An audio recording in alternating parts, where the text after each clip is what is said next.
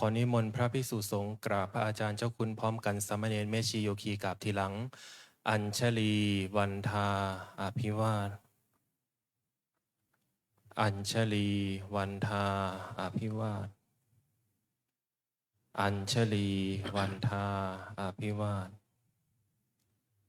อัญชลีวันทาอัญชลี นิมนต์สามเณรและ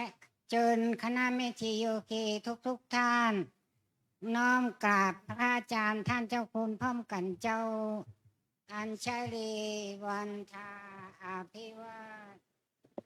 อัญชลีวันทาอภิวาทอัญชลีวันทาอภิวาทอัญชลีวันทาอัญชลี นิมนต์พระให้สิน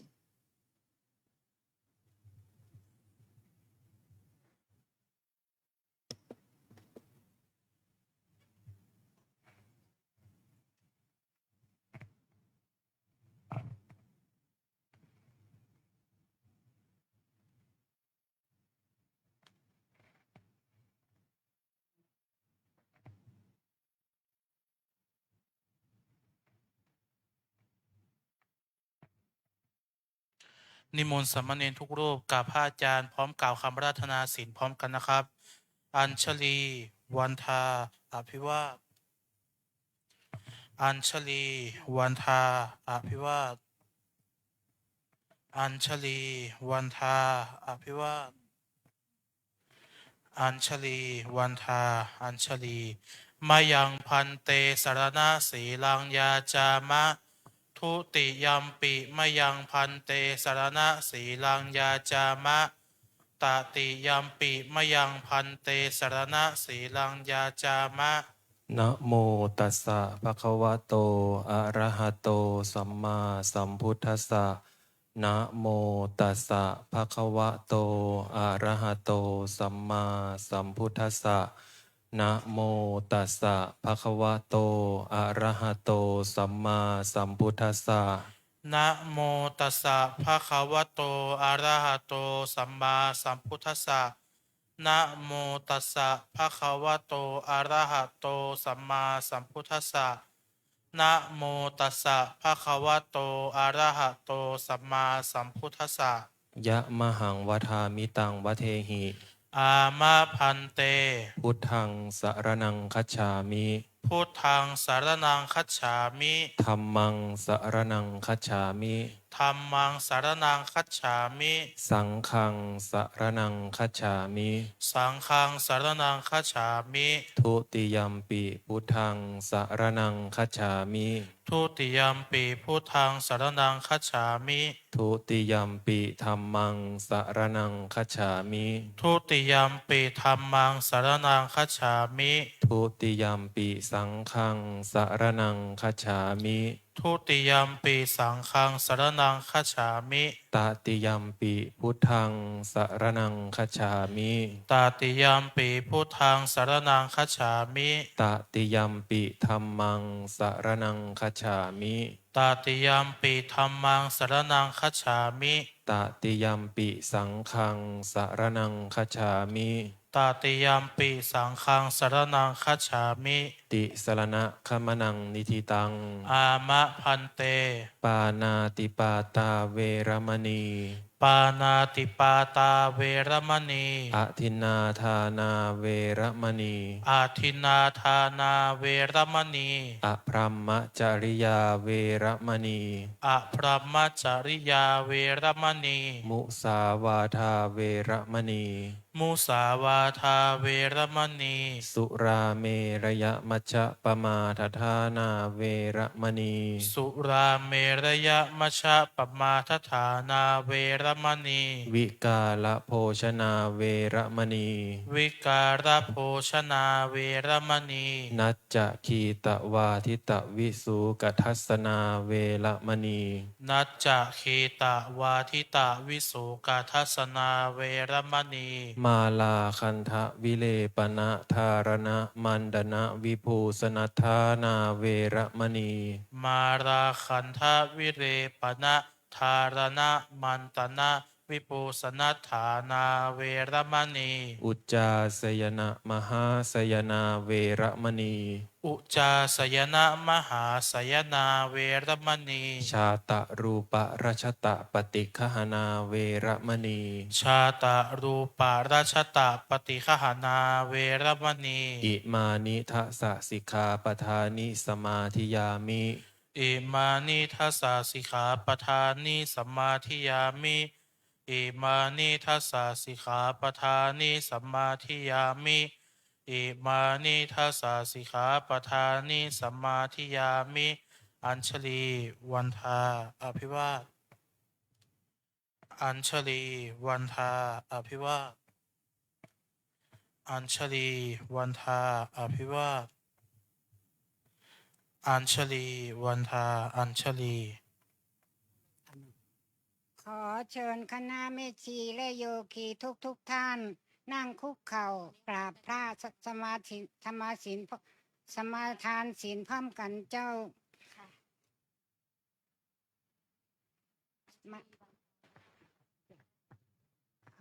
อัญชลีวันทาอภิวาทอัญชลีวันทาอภิวาทอัญชลีวันทาอภิวาทอัญชลีวันทาอัญชลีมายังพันเตติสรเนนะสหอัฏฐศีรานิยาจามะทุติยัมปิมายังพันเตติสรเนนะสหอัฏฐศีรานิยาจามะ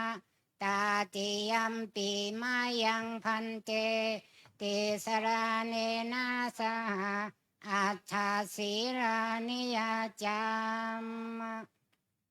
นะโมตัสสะภะคะวะโตอะระหะโตสัมมาสัมพุทธัสสะนะโมตัสสะภะคะวะโตอะระหะโตสัมมาสัมพุทธัสสะนะโมตัสสะภะคะวะโตอะระหะโตสัมมาสัมพุทธัสสะ นะโมตัสสะภะคะวะโตอะระหะโตสัมมาสัมพุทธัสสะนะโมตัสสะภะคะวะโตอะระหะโตสัมมาสัมพุทธัสสะนะโมตัสสะภะคะวะโตอะระหะโตสัมมาสัมพุทธัสสะ พุทธังสรณังคัจฉามิ ทังสารนังคัจฉามิ ธัมมังสรณังคัจฉามิ ธัมมังสารนังคัจฉามิ สังฆังสรณังคัจฉามิ สังฆังสารนังคัจฉามิ ทุติยัมปิพุทธังสรณังคัจฉามิ ทุติยัมปิพุทธังสารนังคัจฉามิ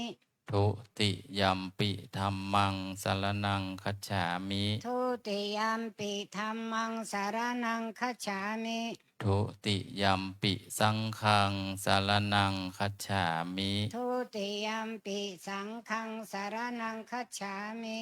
ตติยัมปิพุทธังสรณังคัจฉามิ ตติยัมปิพุทธังสารนังคัจฉามิ ตติยัมปิธัมมังสรณังคัจฉามิ ตติยัมปิธัมมังสารนังคัจฉามิ ตติยัมปิสังฆังสรณังคัจฉามิ ตติยัมปิสังฆังสารนังคัจฉามิ ติสรณะขมนังนิทิตัง มาพันเต ปานาติปาตาเวรมณีสิกขาปะทังสมาธิยามิ ปานาติปาตาเวรมณีสิกขาปะทังสมาธิยามิ อทินนาทานาเวรมณีสิกขาปะทังสมาธิยามิ อาทินาทานาเว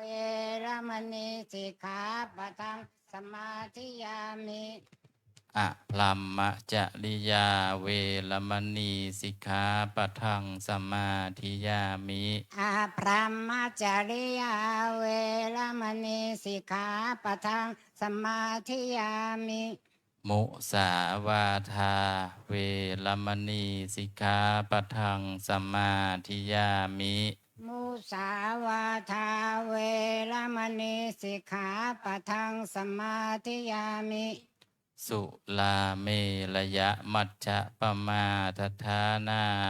เวรมณีสิกขาปะทังสมาธิยามิ คาเมรยะมัจจปปมาตาฐานาเวรมณีสิกขาปะทังสมาธิยามิ วิกาละโภชนาเวรมณีสิกขาปะทังสมาธิยามิ วิกาลโภชนาเวรมณีสิกขาปะทังสมาธิยามิ นัจจะคีตวาทิตะวิสูกะทัสสนะมาลาคันทวิเลปนะทาลนะมันดนะวิภูสนัทธานา เวรมณีสิกขาปะทังสมาธิยามิ นาจักขิตวาทิตาวิสุขาทัศนะมาราคันทาวิเรปนะธารณะมันดนะวิปูชนาฐานาเวรมณีสิกขาปะทังสัมมาทิยามิ อุจจาสยนะมหาสยนาเวรมณีสิกขาปะทังสมาธิยามิ อุจจาสยนามหาสยนาเวรมณีสิกขาปะทังสมาธิยามิ อิมานิอัฏฐสิกขาปทานิสมาธิยามิ อิมานิอัตถสิกขาปทานิสมาธิยามิอิมานิอัตถสิกขาปทานิสมาธิยามิอิมานิอัตถสิกขาปทานิสมาธิยามิ อิมานิอัฏฐสิกขาปทานิสีเลนะสุขติงยันติสีเลนะโภคะสัมปทาสีเลนะนิพุติงยันติตัสสมาสีลังวิโสทะเย สาธุสาธุสาธุอันทาอภิวาทอัญชลีวันทาอภิวาทอัญชลีวันทาอภิวาทอัญชลีวันทาอัญชลี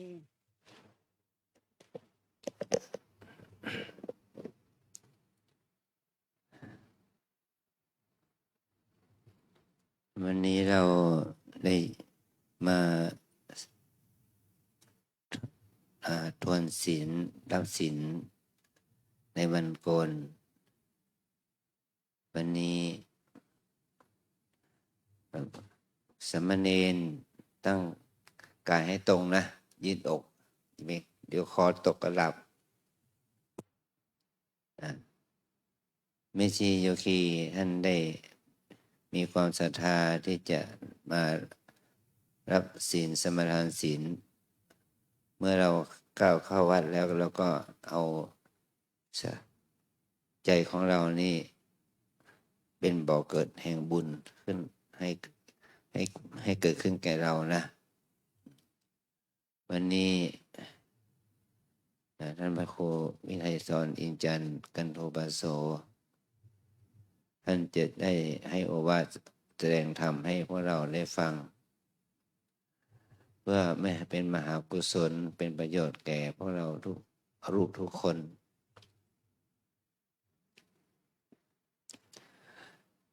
พอเราทั้งหลายนั้นได้รู้ถึงว่าในธรรมะที่หาได้ยากมันเรียกว่ากิโสมนุสสะปฏิราโภการได้เกิดเป็นมนุษย์เป็นการยาก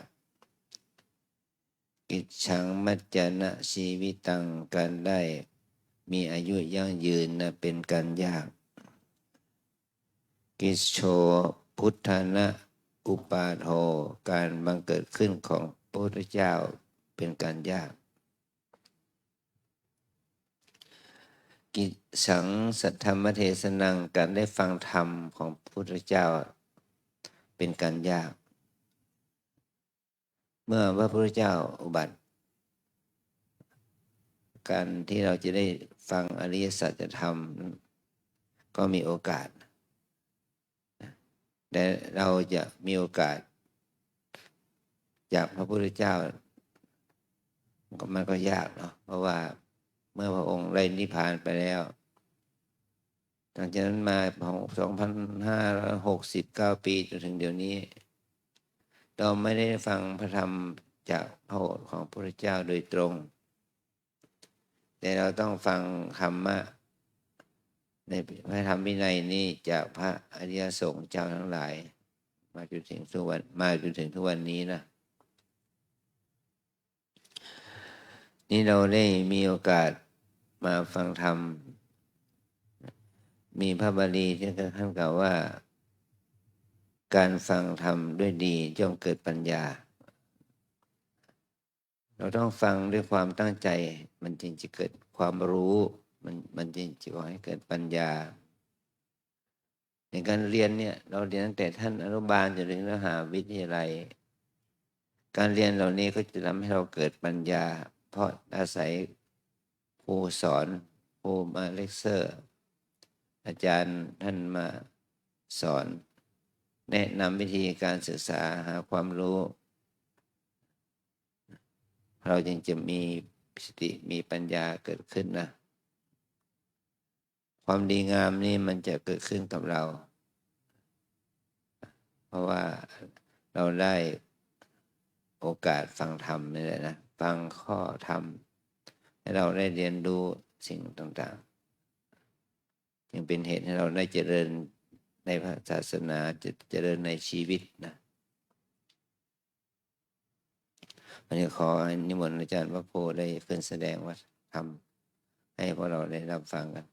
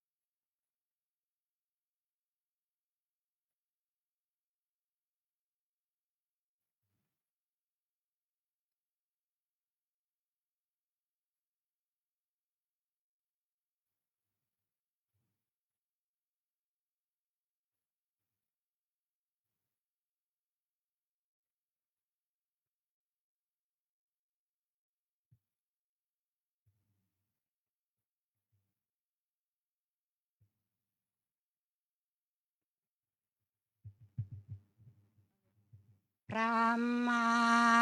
จาโลกาเทปติสัมปติการอัญชลีอันเทวราอยาจะถาสันติทัสสะตาปาราชาคาชาติกาเทเส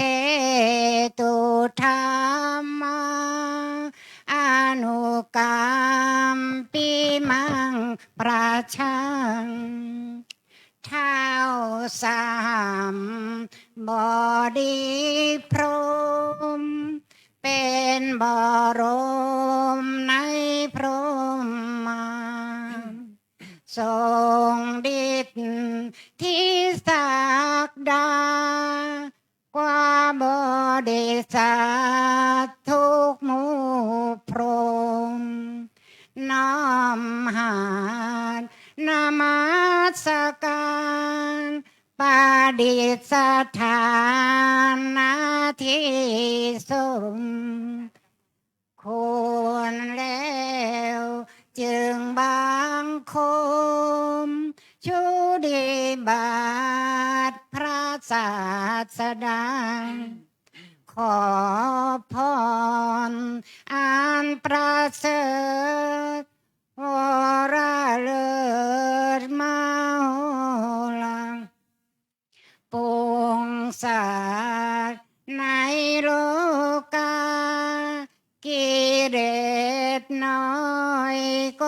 ยังมี ขอองค์พระจอมปราดสู่ธรรมาสอันดูจีโปรดโปรงประชานี้ท่านจงโปรดแสดงธรรมนิม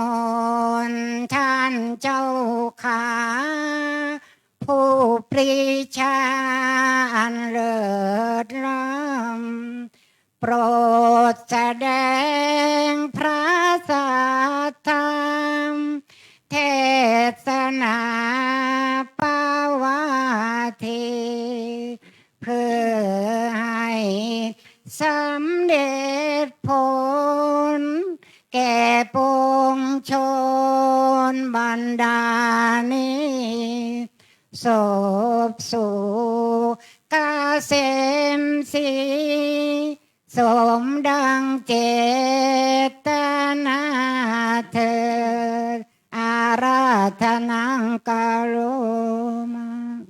นะโมตัสสะภะคะวะโตอะระหะโตสัมมาสัมพุทธัสสะนะโมตัสสะภะคะวะโตอะระหะโตสัมมาสัมพุทธัสสะนะโมตัสสะภะคะวะโตอะระหะโตสัมมาสัมพุทธัสสะกาเลนะธัมมัสสวนังเอตัมมังคลมุตตมันตีขอความนอบน้อมของข้าพเจ้าจงมีแด่พระรัตนตรัยกราบนมัสการพระเดชพระคุณท่านเจ้าคุณอาจารย์พระภาวนาธรรมาภิรัตน์เจ้าคณะอำเภอเมืองเชียงใหม่เจ้าวัดวัดพร่ำเปิงตะโปธารามที่เคารพอย่างสูงเพื่อนสาธมิกน้องสัมมาเนรและเจริญพรมายังเมชีโยคีนักปฏิบัติธรรมทั้งหลายนั่งท่าสบายเนาะวันนี้ก็เป็นวันโกนแรม14 ค่ำเขาเรียกเดือนเหนือก็เดือน8เดือน6ไทยเดือน5สากลเนาะมีหลายนะมีหลายเดือน5ก็ถ้าเราไปแบงค์เนาะเอาบุ๊กแบงค์ไปเสียบมันก็จะเป็นเดือน5ถ้าเป็นเดือนไทยก็เป็นเดือน6ถ้าเป็นเดือนทางเหนือก็เดือน8ก็เริ่มจะทำจะลงไร่ลงสวนลงนากันเนาะก็เรียกว่าเริ่มเข้าหน้าฝนแต่ถ้าเป็นวินัยที่บอกโยมว่าโน่นวันอาสาฬหบูชาเป็นวันสุดท้ายของหน้าร้อนเนาะแต่ก็เขาก็ประกาศแล้วก็บอกวันที่16เริ่มเข้าหน้าฝนนะกรมอุตุเนาะเห็นพระท่านว่าเขาจะประกาศแล้วนะอาจารย์ก็ประกาศไปตามดินฟ้าอากาศอันเรามาที่นี่เราก็มาประพฤติปฏิบัติธรรมตั้งใจมาจากบ้านแล้วเนาะไม่ได้มาเรื่องอื่นนะพอออกบ้านมามีคนถามไปที่ไหนไปปฏิบัติธรรมที่วัดฉะนั้นต้องปฏิบัติจริงๆมาเดินจงกรมมานั่งสมาธิไม่ได้บอกที่บ้านมาคุยกันเนาะโยมเนาะไม่ได้บอกมาทำเรื่องอื่นมาวัดมาปฏิบัติธรรมหลวงพ่อท่านเคยบอกบ่อยๆมาวัดใจตัวเองอย่ามาวัดพระวัดชีวัดโยคีด้วยกันเนาะถ้าวัดโยคีด้วยกันโอ้ปวดหัวนะปวดหัวไม่จบสักทีคนนู้นเป็นอย่างนี้คนนี้เป็นอย่างนั้นมีโยมเขาบอกเพิ่งลาไปเมื่อเช้านี่ที่แรกจะอยู่เดือนหนึ่งพอดีมีเหตุญาติตายบ้างนู่นตายบ้างพอไปเปิดโทรศัพท์เป็นเรื่องเลยอาจารย์อยู่ไม่ได้หลานเรียนปี4แล้วปีสุดท้ายเอารถไปชนรถ10 ล้อตายพี่ของสามีก็ตายอีกนะเป็นอะไรเป็นมะเร็งสมองอยู่ไม่ได้ กก็ทุกข์มาจากบ้านเนาะลูกไม่ให้เข้าบ้านลูกยึดประตูกุญแจบ้านกุญแจรถอยากขายบ้านได้ขายจริงๆเนาะมีคนมาดูหลายรอบแล้วไม่ได้ขายเราบอกก็แผ่เมตตาเยอะๆเดี๋ยวเขามีเจ้าของนะเขาบอกได้ขายแล้วขาย3 ล้านกว่าบาทแต่ก็บางครั้งหูมันหาเรื่องเนาะไปได้ยินคนโน้นไปได้ยินคนนี้เขาก็บอกมาเหมือนกันนะแม่ชีนะมีแม่ชีเราก็เป็นก๊กเป็นเหล่าเนาะโยมเนาะเป็นก๊กเป็นเหล่านะต้องระวังนะอย่าแม่ชีนะเดี๋ยวคีเขาคอมเมนต์มาก๊กใครก๊กมันจริงหรือเปล่าไม่รู้เนาะพวกไปพวกมันนะเขาเรียกว่ามันก็มีทุกที่นะเพราะว่าเรามาเขาเรียกมาละกิเลสเนาะละกิเลสเกิดจากไหนเกิดจากความโลภความโกรธความหลงก็แล้วที่เราสวดอาทิตย์นะเนาะเขาเรียกราคะคิไฟคือราคะหรือว่าโลภหรือว่าโลภะเนาะโทสักคิไฟคือโทสะโมหะคิไฟคือโมหะคือความหลงความไม่รู้ในบางครั้งเราคิดไม่ค่อยออกเนาะอาจารย์ท่านเคยสอนไปทำท่านบอกว่าที่เราโลภนั่นแหละคือมันไม่รู้ไงมันต้องไปแย่งเอาของเขามาเป็นของตัวเองพอมันไม่รู้มันก็โกรธเขาเรียกว่าแม่ของเขาก็คือโมหะเนาะแม่ของเขาซ่อนอยู่ในนั้นถ้าเรามีความโลภมันก็มีความหลงอยู่ในนั้นแล้วถ้าเรามีโทสะมีความโกรธมันก็จะมีความหลงอยู่ในตัวหลงนี่เป็นแม่เขาไม่แสดงออกให้เราเห็นชัดเจนแล้วเขาแสดงผ่านโลภะเนาะผ่านโทสะเขาเรียกว่าเป็นโมหะนี่เป็นแม่เขาความไม่รู้จริงๆเขาก็รู้อยู่นะแต่มันไม่รู้ตามความเป็นจริงเนี่ยไม่รู้ว่าขันธ์ห้ามันเป็นทุกข์นะขันธ์ห้าเป็นทุกข์แต่เราสวดทุกวันนะเนาะโยคีเนาะขันธ์ห้าเป็นทุกข์เป็นอุปทานรูปรสกลิ่นเสียงก็เป็นของร้อนเพราะอะไรร้อนเพราะราคะโทสะโมหะเนาะเห็นว่าร้อนนะถ้าเรากำหนดไม่ทันนะเห็นได้ยินได้กลิ่นได้รสได้สัมผัสร้อนอกร้อนใจก็แล้วเรามาวัดก็มาดับความร้อนเนี่ยตะโปคือบ่อน้ำตะบะคือเรามาสร้างตะบะของเราเองสร้างตะบะเพื่อจะดับความร้อนเนาะถ้าร้อนอกร้อนใจก็มาที่วัดลำเปิงนะมาดับความร้อนมีหลวงพ่อท่านเขียนไว้ก็เลยเอามาจะมาอ่านจะมาเล่าให้ฟังเนาะมันมีสาระดี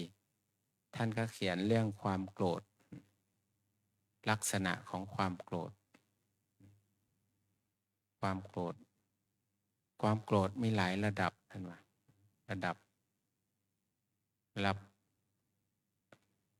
หงุดหงิดนิดหน่อยก็มีเนาะอาจจะแสงไฟมันก็ไม่ค่อยพอเอาละมันไต่ระดับขึ้นมาเรื่อยๆนะความโกรธนะบางครั้งก็โกรธในใจไม่แสดงออกเนาะไม่แสดงออกพอไม่หน้าหงิกหน้างอเนาะแต่พอมันเพิ่มขึ้นมันก็ทำหน้าหงิกหน้างอมองตาเขียวนะโยมเนาะมองตาเขียวบางครั้งก็พูดคำหยาบออกมาพูดคำหยาบเหลียวดูบ้างเนาะพอแก่ขึ้นมาอีกก็อาจจะ ไม้จับอะไรจะเงี้ยจะตีเนาะแต่เขาโกรธรุนแรงเนี่ยก็จะตีเขานะถึงขั้นฆ่าเนาะฆ่าตัวเอง แล้วก็ฆ่าคนอื่นได้บางครั้งมันฆ่าคนอื่นแล้วมาฆ่าตัวเองเนาะเกิดความอะไรเกิดความหึงหวงเกิดความราคะขึ้นมาออกข่าวเกือบทุกวันนะเขาเรียกว่าราคะตัวโลภะนะราคะคิกอะไรความร้อนเนาะเกิดจากเผาใจตัวเองนะเผาใจตัวเองบางครั้งมันเกิดเพราะเราคิดว่าเนาะเราคิดเอาเองนะคนนั้นจะว่าให้เรามีไหมเดี๋ยวคิดไปก่อนเนาะไม่ใช่เนาะคาดว่านะมันจะว่าให้เราเดี๋ยวมันจะไปนินทาว่าให้เล่าเรื่องของเราไปให้คนอื่นเกิดความโกรธขึ้นมาเนาะเกิดความโกรธคิดอีกท่านบอกว่าเข้าๆกันเลยเนาะตัวมันเล็กท่านก็บอกว่าบางครั้งเราก็คิดว่าคนเนี้ยทำความรักนะกับคนที่เราชอบอ่ะเหมือนมันจะไปแย่งความรักจากเราไปเนาะเราก็โกรธนะรู้สึกโกรธรู้สึกหงุดหงิดเนาะเขาเรียกว่าคิดไปก่อนคิดว่าเขาจะแย่งเขาไปพูดดีกับคนที่เราชอบก็ไม่ได้นะเกิดหงุดหงิดนะโยมเนาะเกิดความหึงหวงคาดว่าไปก่อนเขายังไม่ได้คุยเลยเนาะบางครั้งก็คาดว่าเขาเอาความไม่ดีเนาะหรือว่าพูดดีกับคนที่เราไม่ชอบเราก็โกรธนะเนาะรู้สึกโกรธเขาเรียกว่ามันมีหลายสาเหตุเนาะความโกรธของเราเนาะแต่โกรธอีกอย่างหนึ่งนี้โกรธโดยแบบไม่มีคู่กรณีเป็นสัตว์สิ่งของที่มันไปสะดุดโต๊ะก็โกรธนะโยมเนาะสะดุดโต๊ะสะดุดเก้าอี้สะดุดหน้าต่างก็โกรธได้ในความโกรธมันเกิดขึ้นนะตกบันไดก็โกรธเนาะ โกรธให้บันไดทั้งที่เราก็เดินขึ้นเดินลงทุกวันเนาะถึงเวลาก็ตกบันไดโกรธเขาอีกโทษพ่อบ้านทำชันเกินไปเนาะก็เดินมาเป็น20 ปีแล้วเนาะโยมเนาะแต่ก็เรียกว่าโกรธไม่มีสาเหตุมันเขามีสาเหตุเนาะบางครั้งเราคิดว่าคนโน้นจะเป็นอย่างนั้นคนนี้เป็นอย่างนี้เรียกว่าต้องรีบกำหนดสติเช้าก็มีโยมถามวิปัสสนาแปลว่าไงอาจารย์ไม่เข้าใจเขาเรียกว่าวิปัสสนาก็ถ้ารวบรวมแล้วก็ความเห็นพิเศษนะเนาะเราไม่แยกศัพท์เหมือนบาลีเลยความเห็นพิเศษเอามาปฏิบัติจะเห็นพิเศษกว่าคนอื่นเนาะเห็นความเปลี่ยนแปลงของรูปนามก็แล้ววิคือวิเศษเห็นเป็นวิเศษเห็นฐานที่เป็นวิเศษเห็นขันธ์ห้าเนาะแยกขันธ์ห้าได้รูปเสียงกลิ่นรสมันอยู่ในเขาเรียกขันธ์ห้านี้เป็นใหญ่นะ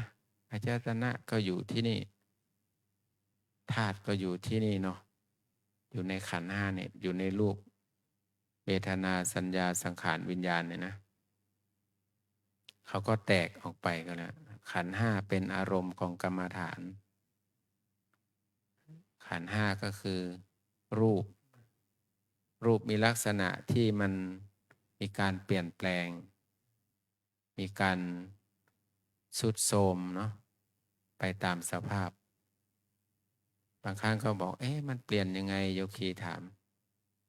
ไม่เห็นนะก็เลยถามเขาว่าคุณเมื่อ50 ปีที่แล้วเนาะคนเดียวกันไหมหลวงพ่อท่านเคยสอนเนาะท่านเจ้าคุณอาจารย์สอนอภิธรรม จุลตรี 50 ปีคนเดียวกันไหมไม่ใช่คนเดียวกันค่ะ ถ้าคนเดียวกันตายแล้วเนาะโยมเนาะถ้าคนเดียวกันนะแต่มันคนละคนนะมันเปลี่ยนมาเรื่อยๆรูปเราเปลี่ยนเนาะ50 ปีที่เรานอนแบเบาะอยู่โตขึ้นมาเลยสืบเนื่องต่อเนื่องกันมาจนถึงอายุ50-60มันก็แก่ไปเรื่อยๆเนาะโยมเนาะรูปมีการเปลี่ยนแปลงแต่เรารู้สึกว่าเราเป็นคนเดียวกันเนาะเป็นคนเดียวกันมานานละจริงๆไม่ได้คนเดียวกันนะรูปมันมีการเปลี่ยนแปลงเปลี่ยนได้ความร้อนเผาผลาญก็อุตุเนาะเผาผลาญงั้นละความแก่มันไม่ปราณีใครเนาะไม่ว่าพระไม่ว่าโยมแก่เหมือนกันหมดจะแก่มากแก่น้อยเนาะเป็นเรื่องของรูปนามฉะนั้นเราต้องทำใจนะทำใจไว้ก่อนวันนี้ก็ไม่ใช่จริงๆไม่ใช่คิวเทศนะไม่ใช่เวรเทศเป็นของอาจารย์ไวศิลป์นึกในใจเหมือนกันนะแลกเวรกับอาจารย์ไวศิลป์มั้งเผื่อเราจะได้ไปนู่นไปนี่นึกในใจเหมือนกันเนาะเป็นลางบอกเหตุนึกเหมือนกันแต่ไม่กล้าเอ่ยท่านคงจะมาทันพอลงทำวัดไปพระบอกอาจารย์ไวศิลป์มาไม่ทันคนขับรถยังไม่ตื่น คนขับรถยังไม่ตื่นก็เลยขอให้มาขึ้นแสดงธรรมหรือเทศธรรมแทนเปลี่ยนเวรกันนะเปลี่ยนเวรกันก็เลยได้ขึ้นมานั่งบนนี้บางอย่างมันก็เขาเรียกว่ามันเป็นความรู้สึกเนาะความรู้สึกว่าเราจะอย่างนั้นอย่างนี้นะเป็นความรู้สึกเนาะความรู้สึกลึกๆแต่บางครั้งมันก็รู้สึกเศร้าใจนะหาสาเหตุไม่เจอนะวันนี้มันแปลกๆมีความรู้สึกแปลกๆเศร้าๆเนาะมันก็มีนะมันออกมาจากข้างในเนาะเราก็ไม่รู้ว่าเหตุมันเป็นยังไงแต่เราก็มีหน้าที่รู้กำหนดรู้แต่วิปัสสนานี่เขาเรียกว่ามาทำให้ความเศร้าโศกเสียใจพิไรลำพันธ์นี่มันหมดไปเนาะอันโยมเศร้าใจก็กำหนดนะไม่ต้องหาเหตุมันจะเกิดขึ้นเองเศร้าใจลึกๆข้างในนั่นเนาะถ้าเราประพฤติปฏิบัติทำเยอะๆเหมือนโยคีบางคนมาสอบอารมณ์บอกอาจารย์ทำน้อยๆดีกว่านะไม่มีอะไรเลยนะพอทำเยอะมันปวดเนาะปวดแข้งปวดขาปวดหลังมีโยกมีเด้งบ้างอะไรบ้างหนูว่ามันเสียเวลานะไม่เสียเวลามันเป็นสภาวะธรรมนะโยคีนะพอเราไปกระตุ้นเขาเนาะไปเดินไปนั่งมันก็ออกมานะมันปรับสภาพครูบาอาจารย์นั่นก็เปรียบเทียบเหมือนแก้วที่น้ำที่มันอยู่ในแก้วเนาะถ้าเราใส่ไว้ไม่ใช่น้ำที่มันสะอาดอาจจะเป็นน้ำที่ยังไม่ได้กรองตะกอนมันก็จะตกลงข้างล่างเราเห็นตะกอนชัดเจนเนาะแต่ข้างบนใสนะเพราะว่าไม่มีอะไรกระตุ้นแต่พอเราไปเปิดน้ำใส่ตะกอนมันก็ไหลออกไปเรื่อยๆเนาะจนน้ำใหม่ไปแทนน้ำเก่าแก้วเราใสนะใสมองไม่มีตะกอนเลยจิตเราก็เหมือนกันนะถ้ามาเดินมานั่งไหลออกมาเนาะความรู้สึกนึกคิดเก่าๆเดิมๆไหลออกมาแต่ถ้าเรายึดเราก็เป็นทุกข์ในยุคีนะถ้าเราไม่ยึดเราก็สุขปล่อยมันแต่โยมมันก็อดสงสัยไม่ได้เนาะอาจารย์บวชมานานคิดบ้างไหมเราก็บอกถ้าคนไม่คิดกับคนตายนะโยมเรา ไม่คิดอะไรเลยนี่คนตายนะโยมเนาะก็เลยบอกหุ่นเนี่ยมันไม่คิดอะไร แต่มันก็จะคิดอยู่3 อย่างด้วยกัน คิดแล้วรู้สึกดี คิดแล้วรู้สึกไม่ดี คิดแล้วรู้สึกเฉยๆมี3 ลักษณะใหญ่ๆนี่แหละเราก็กำหนดเอา ห้ามไม่ให้คิดเลยไม่ได้เนาะมันก็ต้องคิดนะคิดดี คิดไม่ดี คิดแล้วรู้สึกเฉยๆนะ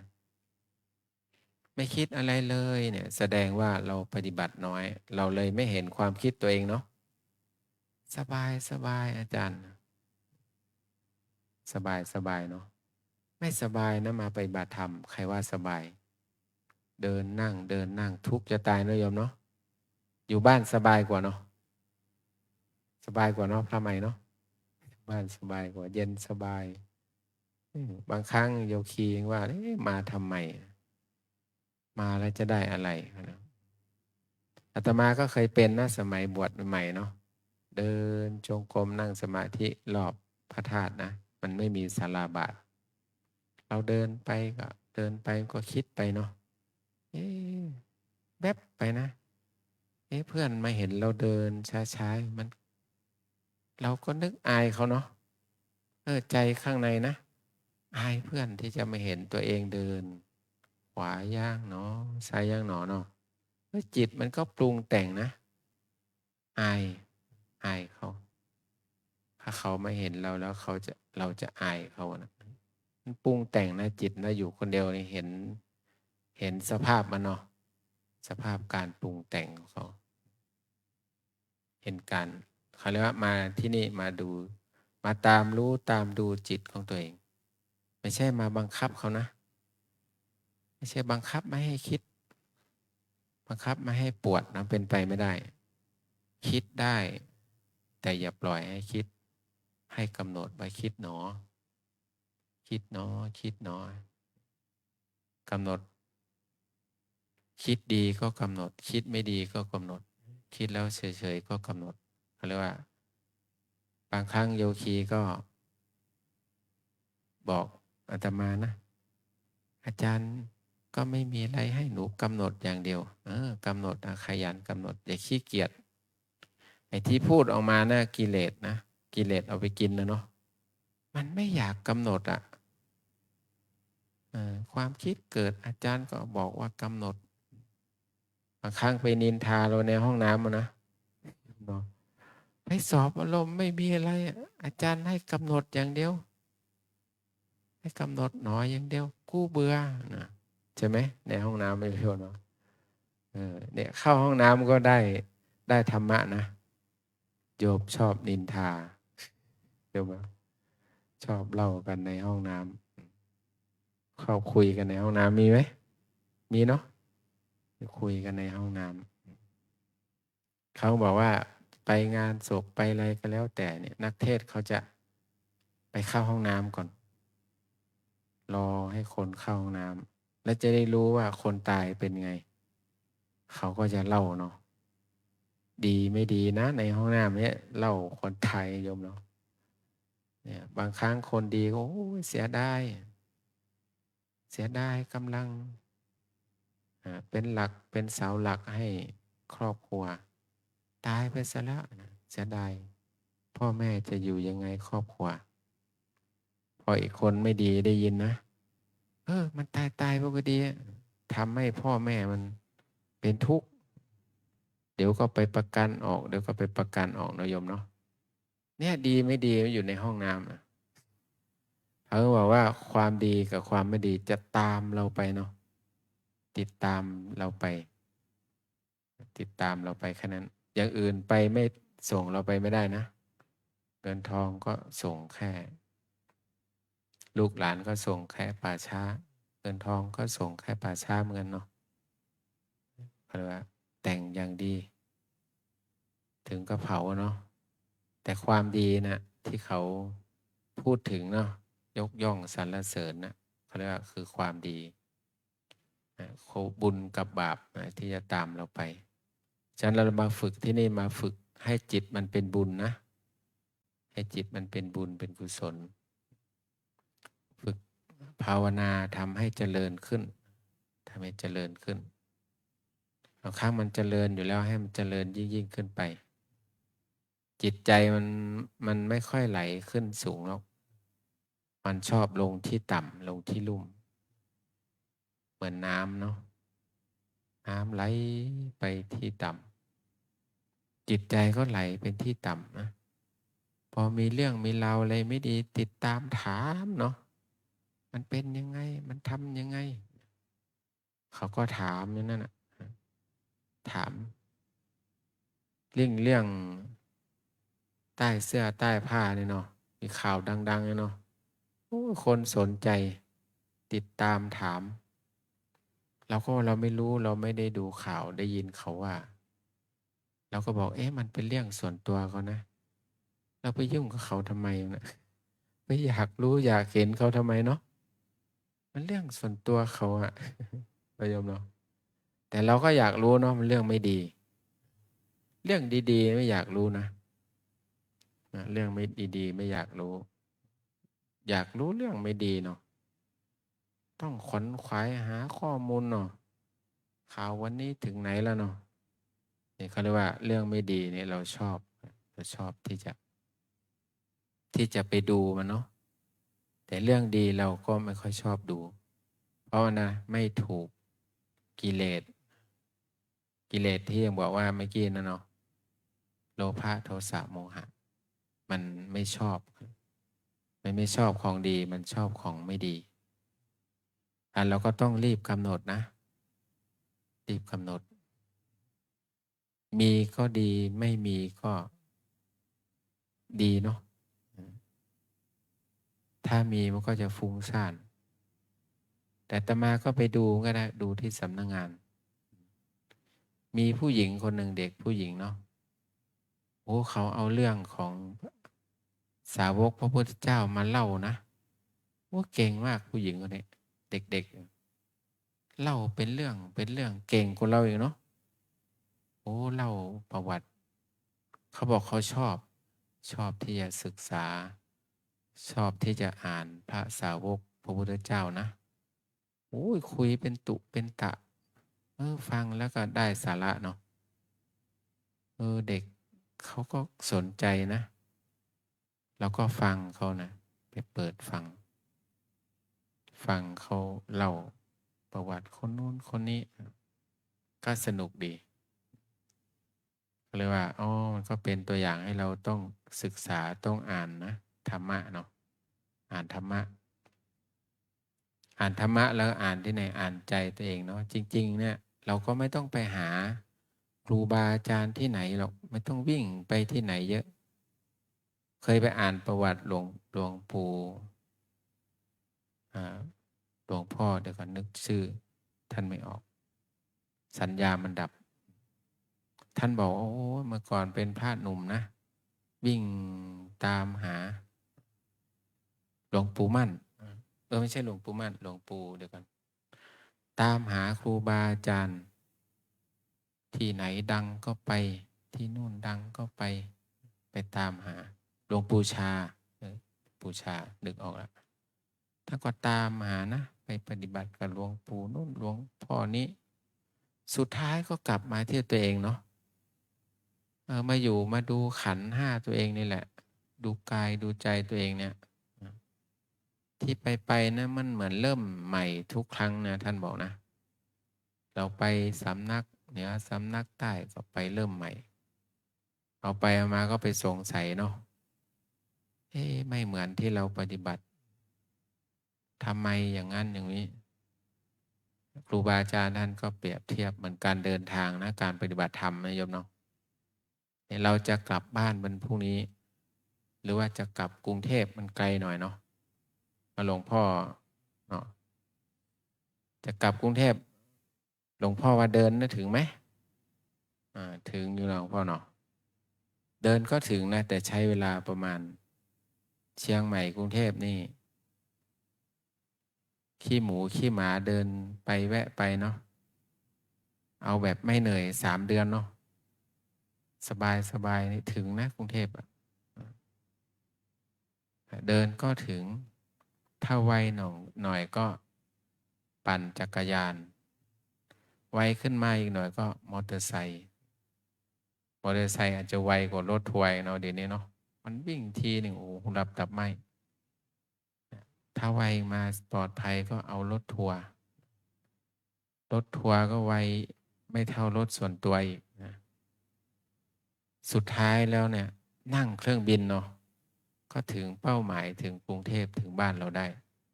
การปฏิบัติธรรมทำไมถึงมีหลายที่ มีไม่เหมือนกันกำหนดพองหนอยุบหนอกำหนดพุทโธบ้างสัมมาอรหังบ้างนะแตะขวาแตะซ้ายยกไม้ยกมือเนาะก็เป็นวิปัสสนาเหมือนกันครับเป็นวิปัสสนาดูรูปนามแต่ว่าจะดูยังไงเหมือนเราเดินทางเนาะถ้าเราทำสมถกรรมฐานก็เหมือนเรานั่งรถทัวร์เข้าแวะปั๊มเนาะแวะปั๊มนู่นแวะปั๊มนี่กว่าจะถึงบ้านเราก็พรุ่งนี้เช้านั่นเหมือนกันนะถ้าเราสมถกรรมฐานมันก็จะแวะเนาะแวะสวนดอกไม้ภาษาธรรมะก็แล้วมันเกิดสมาธินะเกิดความดิ่งเกิดความดีใจเกิดสมาธิมันก็ไม่อยากเป็นวิปัสสนาช้าหน่อยแต่ถามว่าถึงไหมถึงอยู่นะแต่ถึงช้าแต่ถ้าเราทำวิปัสสนาเนี่ยมันกำหนดแล้วมันปล่อยวางใส่หนอเข้าไปเนาะเห็นหนอได้ยินหนอได้กลิ่นหนอสัมผัสหนอว่าไปตามอาการของเราตาหูจมูกลิ้นกายใจที่มันกระทบเหมือนเรานั่งเครื่องบินเนาะเรานั่งแค่ชั่วโมงเดียวเราก็ถึงกรุงเทพแล้ววิปัสสนาเขาเรียกว่ามันจะไปไวกว่ากำหนดไม่ต้องไปติดไม่ต้องไปแวะที่ไหนกำหนดตรงๆเห็นก็เห็นหนอได้ยินก็ได้ยินหนอได้กลิ่นก็ได้กลิ่นหนอรสก็รสหนอรสหนอพอเรากำหนดเราไม่ติดในรสชาตินะถ้าไปเจออาหารที่มันเผ็ดบ้างเค็มบ้างนี่โอ้มันเค็มกว่าพวกเนาะบางครั้งเราไปเจอเราบอกโอ้อาหารทำไมเค็มแต่เขาบอกว่ามันไม่เค็มนะไม่เผ็ดนะเนี่ยแต่ตอนนี้ต้องระวังตัวเนาะหมอให้ยามากินมาให้ทะไม่ให้ฉันหลบหมอมาหลายปีนะไขมันสูง ไปตรวจ2-3 รอบ300 กว่ามีด็อกเตอร์นิกรยาอินตาท่านเป็นหมอสมุนไพรท่านบอกว่าเคยเจอถ้ามันขึ้น400แล้วปลอดภัยมันจะไปเคลือบเหมือนท่อน้ำแต่ช่วงที่มันจะขึ้น400อันตรายเหมือนท่อน้ำมันสกปรกเนาะมันก็จะไปอุดตันที่ก๊อกน้ำเรานะเหมือนกันอันนี้ก็เหมือนกันถ้ามันไปอุดตันที่หัวใจบ้างอุดตันที่สมองก็เป็นเส้นเลือดตีบอุดตันที่หัวใจก็เป็นหัวใจขาดเลือดเนาะแต่หมอก็อธิบายดีนะตัวอื่นไม่เท่าไหร่คอเลสเตอรอล313แล้วก็ไขมันไม่ดีจาก210กว่านะขึ้นมาเป็น286ว่าตัวนี้อันตรายท่านตัวนี้อันตรายหลวงพ่อเดี๋ยวมันเกิดอุบัติเหตุมานะเกิดเขาเรียกอะไรมันไม่คาดคิดมาก่อนต้องเอายาให้หลวงพ่อไปทานละเขาว่าทานอ่อนๆ1 เม็ด20 กรัมเขาบอก2 เดือนค่อยไปตรวจทีห้ามเรากินหวานเราก็ไม่ค่อยฉันเท่าไหร่นะทุเรียนมีไหมมีบ้างนิดหน่อยฉันให้มันหายอยากเนาะบอกว่าตัวนี้อันตรายเราก็นึกในใจนะถ้ามันปุ๊บปั๊บไปมันก็ดีเนาะสบายไม่ต้องทรมานพ พอนึกอีกทีเอ้าเกิดมันไม่ปุ๊บปั๊บตายนะติดเตียงยุ่งเลยเนาะ ใครจะมาดูแลเรานะเอ้าเชื่อหมอทำตามหมอสั่งก็แล้วกัน จิตมันก็คิดนะถามว่ากลัวไหมแต่ไม่กลัวตายหรอกเนาะแต่กลัวติดเตียงพอเราตายเราไม่รู้เนาะปุ๊บไปเลยเนาะเราไม่รู้ละแต่ถ้าเราติดเตียงเนี่ยสิเนาะมันลำบากนะเขาก็พูดลักษณะนั่นแหละพูดเปลือกเปยทำให้เราคิดเอาทำตามหมอสั่งแล้วพระพุทธเจ้าท่านก็ตัดไว้นะเป็นนักบวชเป็นพระไปหาหมอก็ต้องเชื่อฟังหมออย่าเถียงหมอนะในพระไตรปิฎกก็บอกเนาะต้องไปศึกษาดูนะพระเจ้าสอนนะ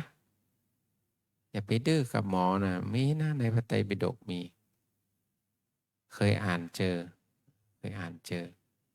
อย่าไปดื้อหมอให้กินยาก็กินหมอให้งดอะไรก็งดตอนนี้พยายามงดนะงดของมันของทอดต่างๆนะบางครั้งเราก็ทานให้พอดีเย็นมาก็หิวเหมือนกันนะรู้สึกหิวรู้สึกโหยเหมือนกันแต่เราก็ทนเนาะกำหนดเอาฉันน้ำเยอะๆเดี๋ยวมันก็ค่อยดีขึ้น 2-3 วันแรกนี้ร่างกายเราเริ่มปรับรู้สึกว่าทานน้อยมันรู้สึกหิวมันรู้สึกอ่อนนะเขาเรียกหน้าขามันจะไม่มีแรงเนาะ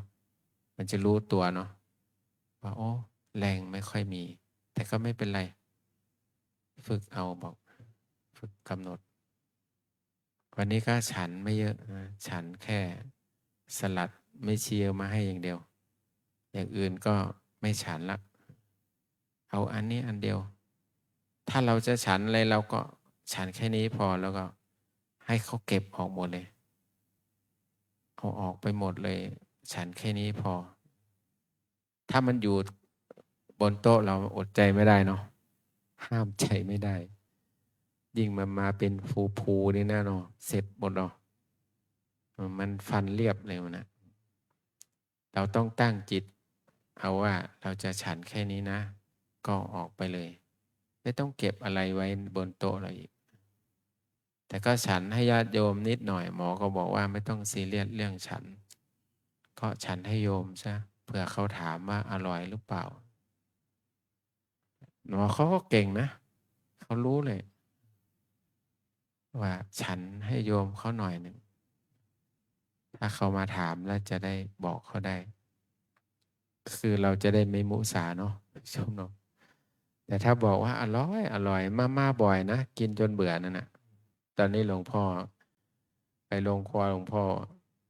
บอกว่าเบื่อโจ๊กเขาก็เอาให้ทุกวันนะเนาะว่าฉันอะไรก็ไม่ค่อยได้โจ๊กบางข้าวต้มบางของอ่อนๆนะแต่ฉันบ่อยมันก็เบื่อเหมือนกันเนาะเบื่อเหมือนกันสลับกันได้สลับบ้างกินบ่อยๆฉันบ่อยๆก็เบื่ออันนี้เป็นเรื่องอาหารการกินนะเราก็ต้องดูแลตัวเองดูแลสุขภาพรักษาคาดขันไว้ถ้ามันตายปุ๊บปั๊บมันก็ไม่เป็นไรหรอกแต่เรากลัวมันจะติดเตียงแต่เราก็กำหนดไม่ได้ว่าเราจะตายยังไงตายแบบไหนแต่เราก็พยายามอธิษฐานเอาเนาะอธิษฐานเอา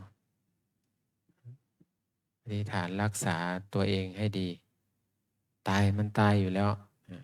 ไม่มีใครอย่างที่บอกโยคีเมื่อเช้าใครเขาก็ทายได้อาตมาก็ทายได้ได้บอกโยคีว่าในศาลานี้อีก100 ปียังอยู่กันไหมน่าจะไปกันหมดนะโยคีก็บอกใช่ไปกันหมดอาตมาก็ไม่อยู่เหมือนกันนะเนาะนายโยมเนาะ เนี่ยมันก็ใครก็ทายได้เนาะนั่นก็เกิดเท่าไหร่ตายเท่านั้นนะเราไม่ต้องไปซีเรียสกับชีวิตมากบางครั้งซีเรียสกับชีวิตเยอะเราก็เป็นทุกข์บอกตัวเองบ่อยๆไม่ต้องไปซีเรียสกับมันเยอะมีหน้าที่ก็ทำไปมีหน้าที่กินก็กินมีหน้าที่นอนก็นอนมีหน้าที่ทำก็ทำไป ไม่ต้องไปซีเรียสชีวิตเยอะ เดี๋ยวมันก็แก่ เดี๋ยวมันก็ตายไปเนาะต้องฝึกตายบ่อยๆนะอย่างที่บอกโยมบ่อยๆเนาะถ้าเย็นๆแล้วก็ไปยืดเส้นยืดสายนอนแบบอย่างที่บอกว่านอนสบายสบายปล่อยใจให้สบาย แล้วก็คิดว่าตัวเองตายเนาะตายแล้วไม่มีลมหายใจแล้วนะเราก็ปล่อยวางมันก็มีแค่นี้นะถ้าเราไม่มีลมหายใจ คุณค่าร่างกายก็ไม่ค่อยมีประโยชน์แล้วเนาะใครก็ไม่มาแตะใครก็ไม่อยากจับเราเนาะใครบอกโยคีนะกุฏินี่ยังไม่กล้าไปเลยนะมองเรายังมองไม่เต็มตาเลยเนาะเอาผ้าปิดหน้าเลยนะโยมเนาะนี่เราคิดไปไกลกว่านั้นนะโอ้มันไม่มีค่านะเนี่ยนอนต้องพิจารณาตัวเองเนาะถ้าเราตายแล้วเป็นไงวะคนอื่นจะรู้สึกยังไงเนาะอันเป็นที่น่ารังเกียจมากเลยนะใครก็ไม่อยากจับเรานะไม่อยากจับไม่อยากเข้าใกล้ขยะแขยงเนาะเราก็คิดไปทำไมถึงคิดได้เราเห็นพระเห็นชีเสียชีวิตเนาะไม่มีใครเข้าใกล้นะมีใครเข้าใกล้แล้วก็มาย้อนดูตัวเองมันก็จะเป็นอย่างนั้นแหละแต่ไม่ประมาทในชีวิตพยายามเก็บของอย่างที่บอกเนาะเก็บของให้เรียบร้อยพับผ้าพับอะไรไว้ให้เรียบร้อยเกิดเราปุ๊บปั๊บขึ้นมาเนาะจะได้ไม่รกห้องนะโยมเนาะห้องเราจะได้สะอาดดูดีหน่อยแต่นอนได้ใส่อังสะแต่ไม่ได้ห่มผ้าเต็มสูทเนี่ยสมัยอยู่กับหลวงตาบัญญัตินะท่านจะห่มผ้าตลอดนะห่มทั้งวันน่ะนอนก็ห่มดองตลอดจะเห็นท่านเอาผ้าออกก็ตอนส่งน้ำเนาะกลางคืนท่านก็ใส่นอนนะใส่นี่รัดอกนอนรัดอกนอนอย่างนั้นอะเหมือนใส่เสื้อผ้านั่นเนาะเราก็มานึกถึงตอนในถ้าไปเนี่ยคงจะเรียบร้อยเนาะไม่เผจอเรานี่ยังไม่ได้ใส่อะไรใส่อังสะกับใส่สบงนอนนะสบายแต่ถ้ามันเป็นอะไรมาเนี่ยคงยุ่งเหมือนเนาะพยายามจะใส่นะแต่มันร้อนนะเนาะโยมเนาะมันร้อนแต่หลวงตาใส่ให้เราเห็นนะพออยู่กับท่านหลายปีอยู่ทำให้เราเห็นเนาะท่านใส่ตลอดใส่ผ้าเต็มสูทเต็มชุดเลยนะทั้งนอนทั้งไปทำกิจวัตรประจำวันทำให้ตัวอย่างเป็นตัวอย่างให้เราแต่เราก็ทำได้เหมือนท่านแต่พยายามเก็บงำอะไรให้เรียบร้อย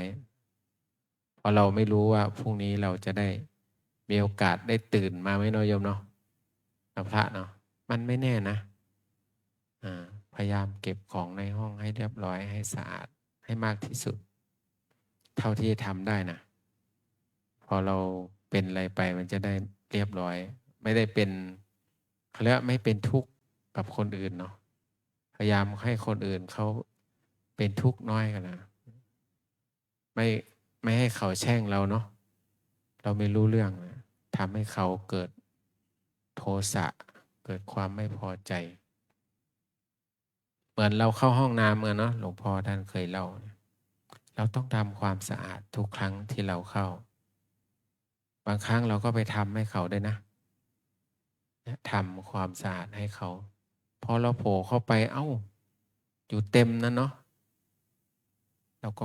บีบจมูกแต่ดีนี้ค่อยชั่วหน่อยพกแมสเข้าก็ลองกดดูมันลงอยู่นี่มันถ่ายมันไม่ยอมกดเนาะหรือว่ามันลืมก็เอาน้ำมาฉีดอะไรให้เรียบร้อยเราค่อยออกจากห้องนั้นนะมันเข้าไปแล้วเนาะครึ่งตัวแล้วโผล่มานี่คนเห็นเขาจะว่าไงนะ พระวัดไหนวะเข้าห้องน้ำสกปรกมันด่าเอาเนาะมันก็ทำให้จิตเขาเป็นอกุศลเป็นบาปอีกแล้วหลายรอบนะไปกดให้เขาเนาะไปกดซ่วมให้เขา เราก็เราถือว่าเราทำบุญคนมาเห็นก็เป็นบุญตาเขาก็ได้บุญด้วยเราก็ได้บุญด้วยเนาะจะไปวิ่งออกมานะโยมนะออกมานี่ยุ่งเลยเนาะเขาก็โทษเรานะเราเป็นคนสุดท้ายทางเหนือเขาเรียกว่าควายที่มันเข้าสวนเขาเนาะเขาจับตัวสุดท้ายนะโยมเนาะตัวแรกไม่จับตัวสุดท้ายเราก็คิดว่าคำพังเพยมันมีอยู่ถ้าเราทำได้เราก็ทำไม่เหลือบากกว่าแรงเนาะไม่เห็นเป็นไรเลยเราก็ทำของเราได้ไม่เห็นจะเสียหายอะไรเนาะดีด้วยซ้ำไปทำเองนะนี่เป็นความรู้สึกส่วนตัวเนาะใครอยากไปใช้ก็ได้อันนั้นก็เรียกว่าก็มันเป็นธรรมะเป็นธรรมชาติถ้าเราพิจารณาลงไปลึกอีก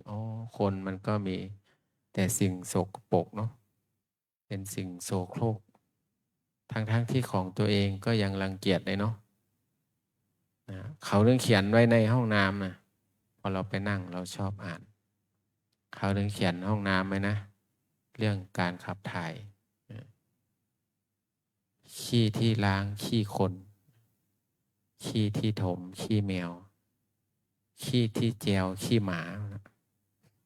เราก็นั่งนั่งอ่านเขาชอบเขียนไว้นะเขียนได้ดีมากเลยก็อ่านแล้วก็ไปพิจารณาเองว่าเราขี้แบบไหนเนาะถ่ายแบบไหนชอบไปอ่านของเขานะเขาเขียนไว้ในห้องน้ำเขียนเป็นกลอนไว้อันเราทำในเราก็ถือว่าเราได้ปฏิบัติธรรมนะ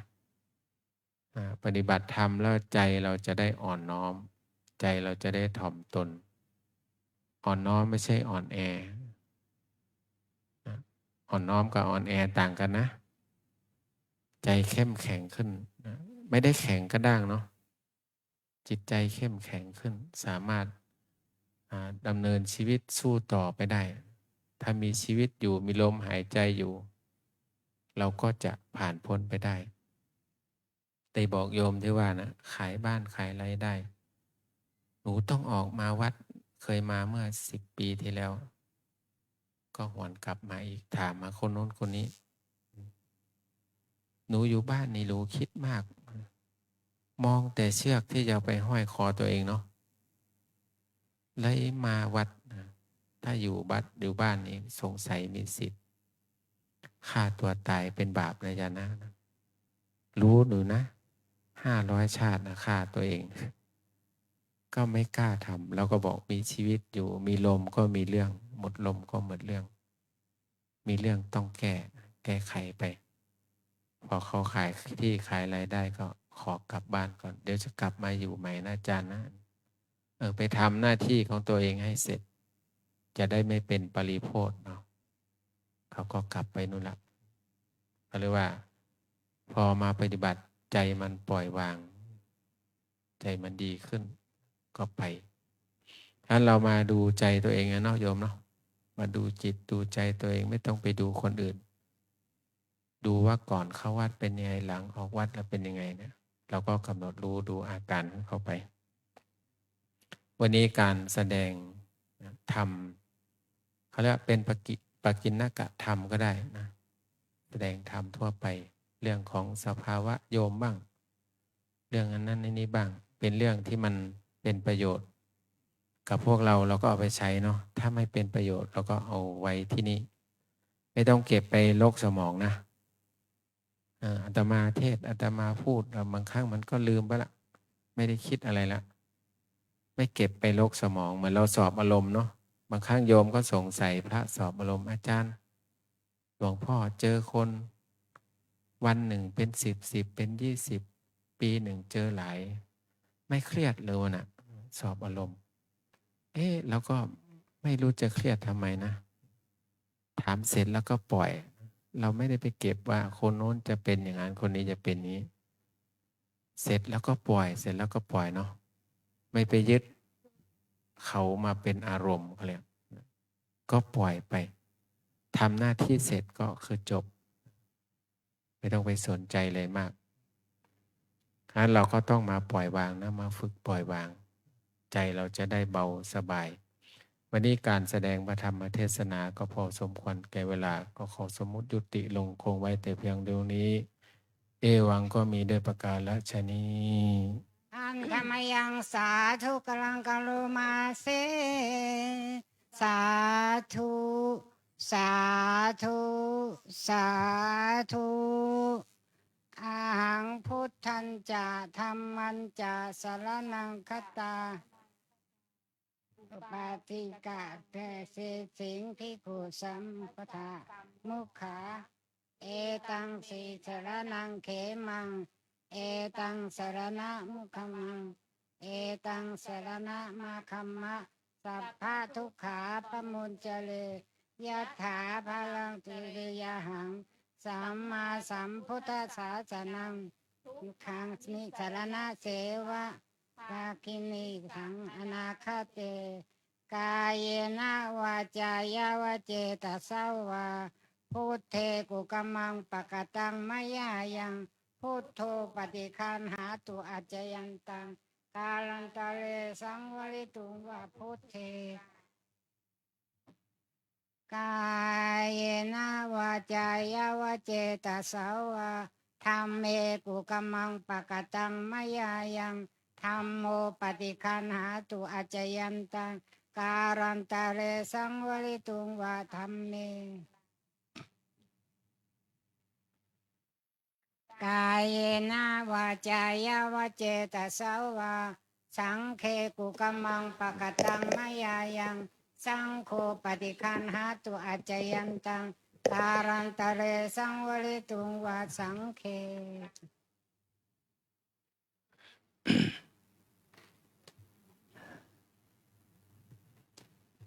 เราได้ฟังโอวาทธรรมจากท่านพระครูวิรรอินจันทร์ บรรลุพระโส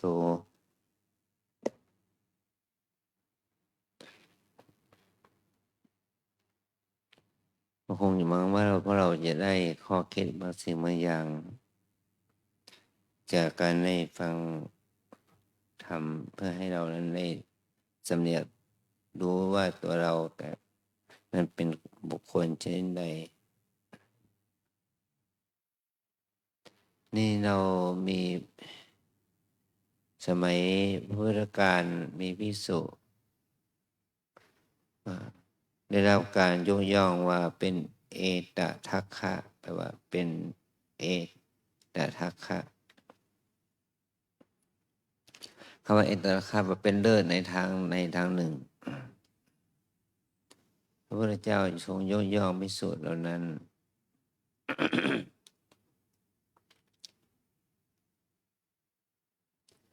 ช่างพระมหากัสสปะ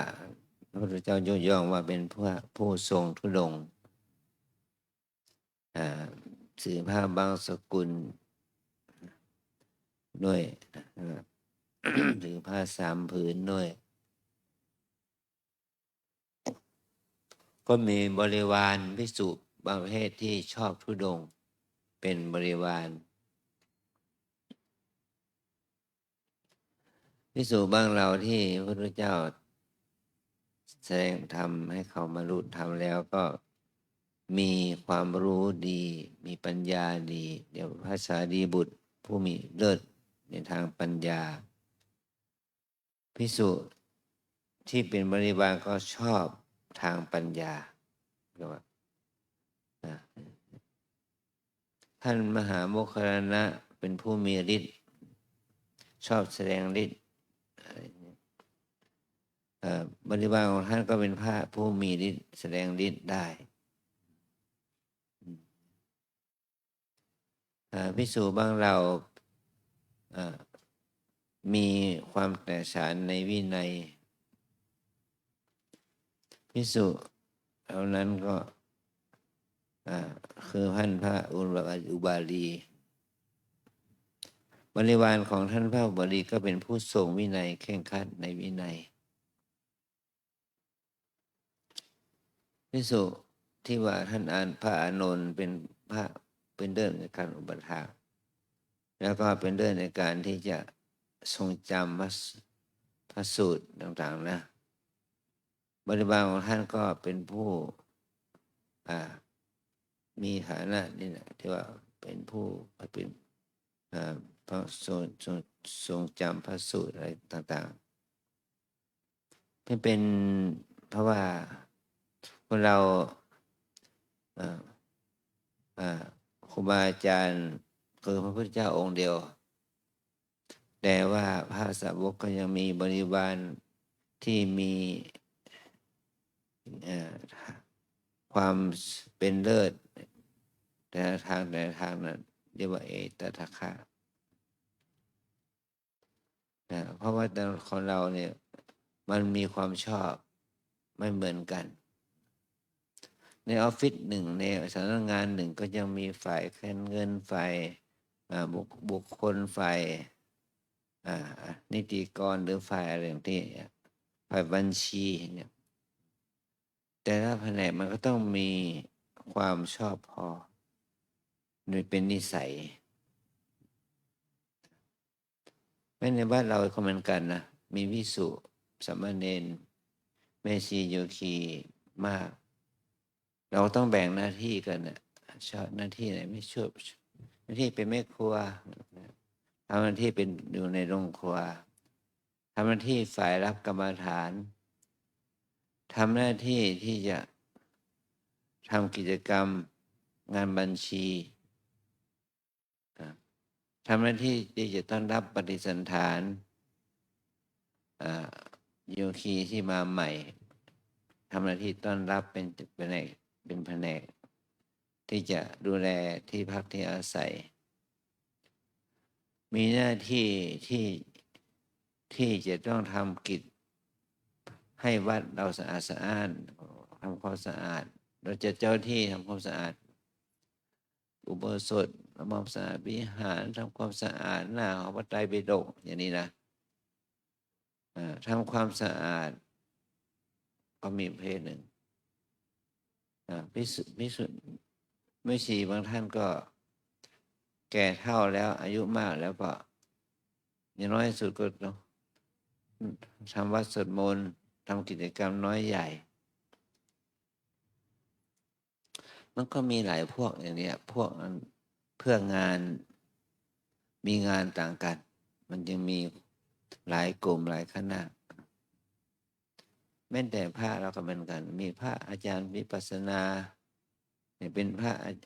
เจ้าหน้าที่ฝ่ายสำนักงานเป็นพระเจ้าหน้าที่ฝ่ายต่างประเทศเป็นพระเจ้าหน้าที่ฝ่ายงานเลขาเป็นพระเจ้าหน้าที่ที่จะต้องอุปถัมภ์ดูแลเอาใจใส่พระพี่เลี้ยงดูแลพวกพระบวชใหม่อย่างเนี้ยมันก็มีแต่ละหน้าที่กันมันจะเป็นอย่างเดียวเป็นหนึ่งเดียวกันหน้าที่เดียวมันไม่ได้แต่ว่ามันเป็นหนึ่งเดียวเพื่อว่าให้วัดเราเดิมเนินไปได้วันนี้ลุงเนนนะเมื่อก่อนเนี่ยเมื่อวานนี้ก็ยังเป็นโยคีนะโยคีเนนเนี่ย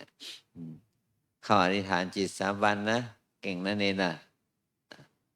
เนี่ยลุงเนนก็ต้องทำหน้าที่ที่จะต้องศึกษาแล้วเรียนช่วยกันทำความสะอาดวัดวาอารามต้องมีหน้าที่ของที่ทำให้เนนต้องรับภาระแม้จะเป็นอย่างนี้ก็เนนก็มีความชอบพอต่างๆกันบางคนขี้เกียจปฏิบัติบางคนก็ชอบปฏิบัติบางคนก็ชอบเรียนบางคนก็ชอบเรียนวิชานั้นวิชานี้อย่างนี้มันเป็นความชอบของแต่ละคนไม่เหมือนกันในกิจเหล่านี้เราทำหน้าที่วันพรุ่งนี้วันพระวันธรรมสวนะเราบาริโมกเราจะขอแจ้งให้เราทราบว่าเริ่มบาริโมกเวลาบ่าย 2เพราะว่าเวลาบ่าย 4 โมงบ่าย 5 โมงอาจารย์จะไปสวดเจริญพุทธมนต์งานสมโภช เสาอินทขินพระพุทธรูปพระอุเมืองที่วัดเจดีย์หลวงเลยต้องลงไปในโมกพิเศษหน่อยนะพวกนี้นะ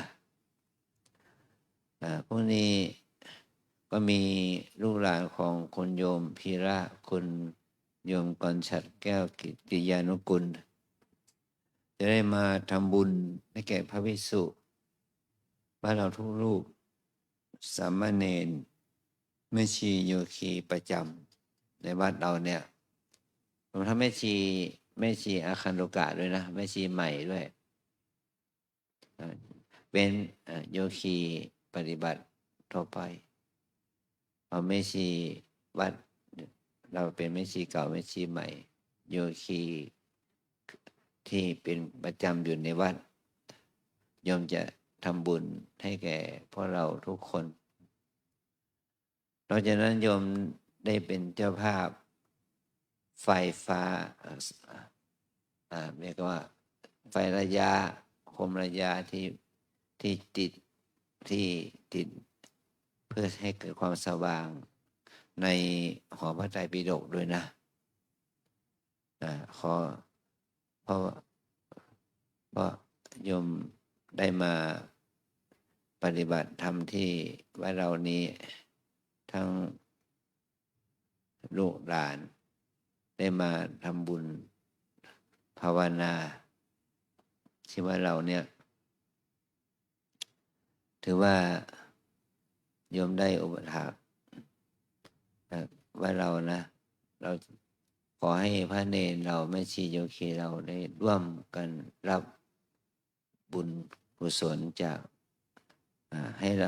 ราเป็นเนื้อนาบุญกับโยมนะให้โยมได้มีกุศลศรัทธาที่จะทำบุญตักบาตรพวกเราทุกรูปทุกคนนะอันนี้ก็เป็นสิ่งที่เราในฐานะเป็นพระเป็นเนรเป็นแม่ชีโยคีก็เป็นเนื้อนาบุญของญาติโยมผู้มาทำบุญผู้ว่าแสวงหาบุญกุศลเป็นบารมีธรรมแก่โยมด้วยนะนี่ก็ขอให้เรานั้นได้สนองเจตนาของโยมด้วยนะอันนี้ก็ขออนุโมทนาบุญเนี่ยที่เราได้ทำหน้าที่นี้แล้วก็เป็นเหตุให้เรานั้นได้สร้างวัดวาอารามเสนาสนะก็ต้องอาศัยญาติโยมอุปถัมภ์นะตอนถึงว่าในเขตพระนาเขตป่ายางต้นแผ่ต้นไม้ใหญ่มหาลุกะเขตป่าขึ้นพี่ป่ายางแล้วก็เลยทำเอาหินเอาอิฐเอาอิฐมาก่อโคนต้นยางเนี่ยเดี๋ยวนี้ยังไม่เสร็จเพราะว่าเขาเอายางต้นอิฐมันยังไม่พร้อมเราต้องอาศัยดินอาศัยอิฐก่อเพื่อจะทำให้เราได้ทำความสะอาดพื้นตัวหนอนให้สะอาดเพื่อว่าไม่ให้มันสกปรกเพราะเห็นนี้อาจารย์ยังมีความคิดที่จะเอาต้นหัวใจแนบนะเอาไปปลูกรอบต้นไม้ยางให้มันเกาะต้นไม้ยางแล้วมันจะงามมันจะเขียวขจีเพราะเราต้องการให้มีต้นไม้แต่ก็โคนต้นไม้มันจะต้องมีดินนะเพื่อให้ต้นหัวใจแนบขึ้น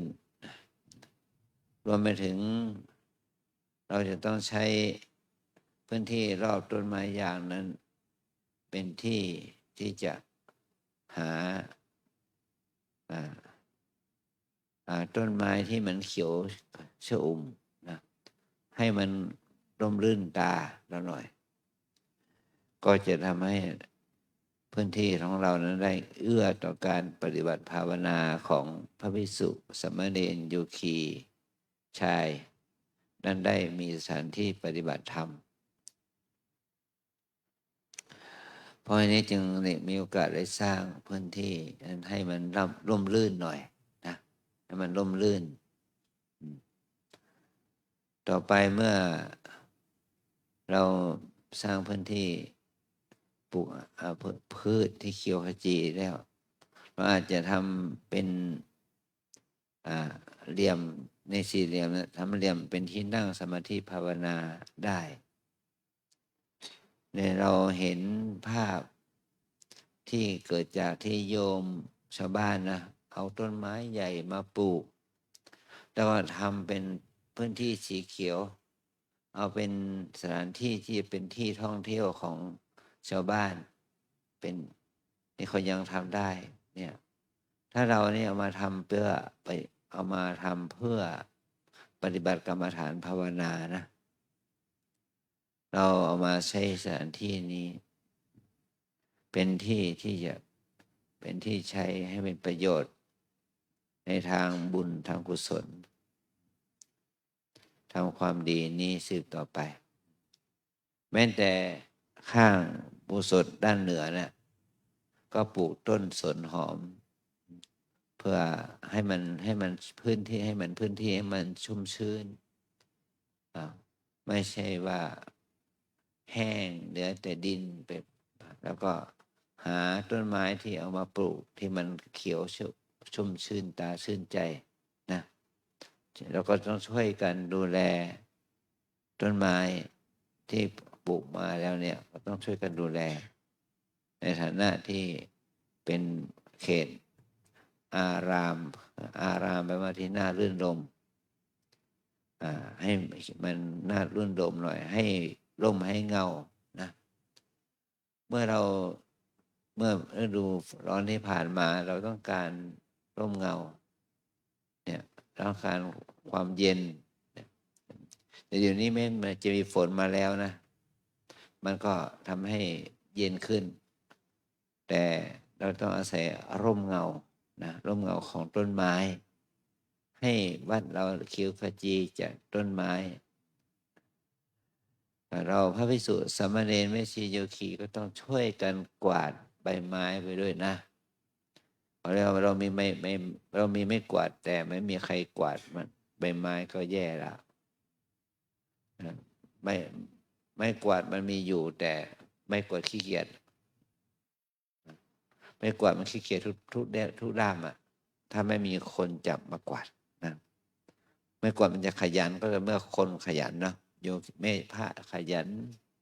เนนขยันแม่ชีขยันโยคีขยันโยคีขยัน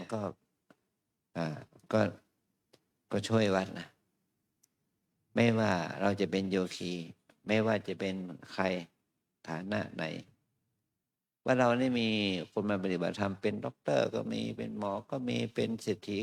ฐีนีก็มีนะเป็นคนมีฐานะก็ดีแต่เขาไม่ออกหน้าเท่านั้นนะแต่เราต้องช่วยกันไม่ว่าในฐานะไหนก็กินข้าวเสร็จก็ต้องไปล้างถาดล้างถ้วยเองนะล้างถาดล้างถ้วยเองต้องช่วยตัวเองเพราะว่าเราไม่มีลูกน้องไม่มีคนใช้บริวารมีพวกจิตอาสาเล็กน้อยรวมไปถึงคนที่เขาช่วยงานวัดสิ่งเหล่านี้มันจะก่อให้เกิดความงดงามได้ก่อให้เกิดความดีงามได้มันก็ต้องอาศัยการช่วยกันนะการช่วยกันทำความสะอาดกายเท่ากับเราสะอาดใจไปด้วยถ้าเราไม่ทำความสะอาดอะไรเลยมันก็เรียกว่าสภาพจิตใจเราก็ไม่ค่อยสะอาดเพราะเราจะมีความสะอาดสถานที่ก็ต้องอาศัยคนในสถานที่นั้นมีความรักความสะอาดนะนี่สิ่งเหล่านี้มันก็จะเกิดขึ้นกับเราได้นะลองช่วยกันในการดูแลพื้นที่วัดช่วยเหลือกันนะ มันจะก่อให้เกิดประโยชน์สุดผลต้นหัวใจแนบที่เกิดขึ้นที่เกาะที่ต้นไม้ต่างๆเนี่ยแต่ก่อนเนี่ยอาจารย์หามาแปะต่อมาเมื่อมันโตขึ้นมามันก็แตกแขนงเยอะแยะมากมายถ้าโยมอยากจะเอาไปใบเกาะที่ต้นไม้ที่บ้านโยมก็ได้นะเด็ดหักเอาจากยอดเอาไปชำที่บ้านเรานะแล้วก็เห็นนี้จึงให้ข้อคิดแก่พวกเราว่าต้นไม้มันจะเกิดขึ้นกับบ้านเรือนสถานที่ว่าเราได้แค่ไหนก็อยู่ที่เรารักต้นไม้นะเหมือนนี่ต้นไม้ทางเขตที่ทางอีสานเนี่ยเขาล้อมต้นไม้ใหญ่เอามาปลูกต้นหนึ่งราคาเป็นแสนเป็นล้านเพราะทำไมเขาถึงเอาล้อมมาได้ก็เพราะว่าเขามีคนซื้ออยากจะเอาเป็นต้นไม้ใหญ่ๆมาเนี่ยต้นไม้นั้นมาปลูกแล้วก็ต้องดูแลเอาใจใส่มันกว่ามันจะเติบโตได้มันไม่ใช่ว่าปล่อยตามเกิดมันจะเติบโตได้ก็ต้องอาศัยเจ้าของต้นไม้นั้นในพื้นที่นั้นดูแลเอาใจใส่มันนะหมู่บ้านจัดสรรเนี่ยจะไม่มีต้นไม้ใหญ่ได้ยังไงก็ต้องล้อมต้นไม้อื่นมาปลูกนะแต่ล้อมมันก็บางทีก็ไม่ทนถ้าไม่เอาใจใส่มันก็ตายถ้ามีลูกขกรที่ดีมีความรู้ความเข้าใจที่ดีมันก็รอดแต่บ้านเราเนี่ยไม่ต้นไม้บางต้นก็ล้อมมาปลูกที่โยมบางทีก็เราก็ต้องมาปลูกเองก็ใช้เวลาหลายปีเป็น10 กว่าปีมันถึงจะโตใหญ่โตขึ้นมาได้นะเราอาศัยความใจเย็นนั่นแหละปลูกไว้มันก็โตขึ้นนี่ว่าเรานี่มีวันในช่วงนี้ก็มีต้นผลต้นยางร่วงเยอะ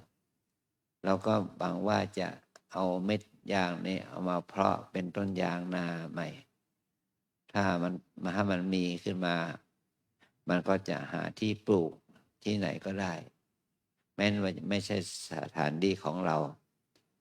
ปลูกให้เป็นต้นไม้มันเป็นต้นไม้มันโตขึ้นใหญ่ขึ้นมันมีประโยชน์ต่อ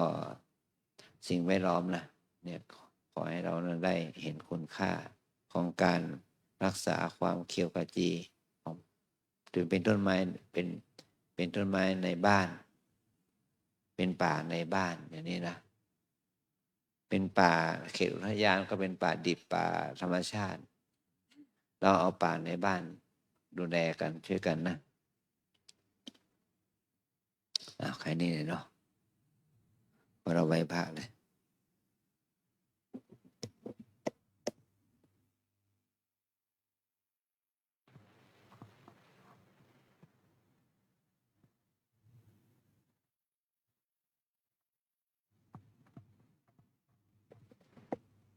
อะระหังสัมมา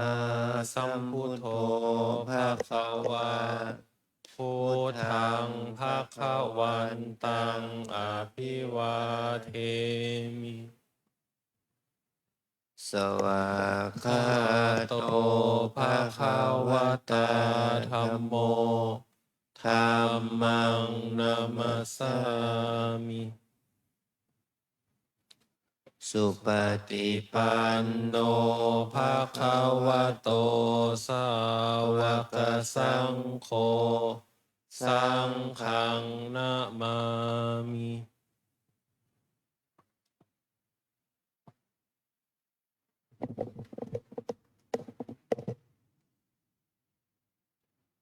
ขอนิมนต์พระภิกษุสงฆ์กราบพระอาจารย์เจ้าคุณพร้อมกัน อัญชลีวันทาอภิวาทอัญชลีวันทาอภิวาท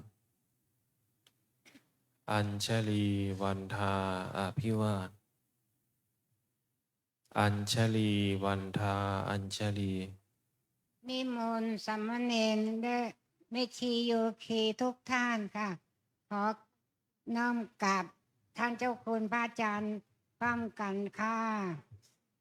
วันทาอภิวาทอัญชลี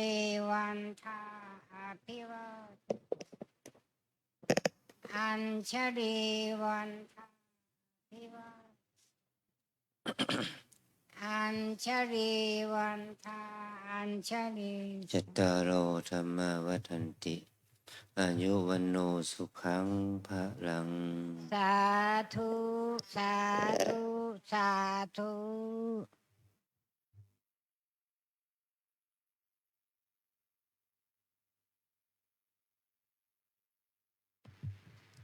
ค่ะก็ขออนุญาตใช้